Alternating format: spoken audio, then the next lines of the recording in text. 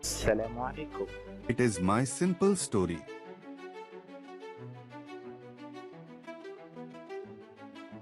My name is Abdul Karim.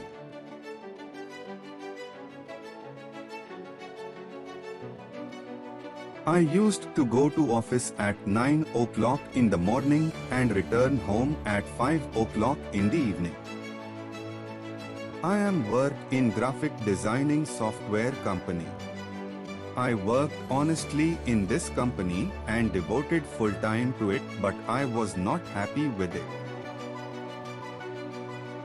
I thought of starting a good business that would give me profit and also make me happy. After that, I resigned from the company and started my own business, which made me very profitable and made me and my family very happy. Subscribe my channel and click the bell button.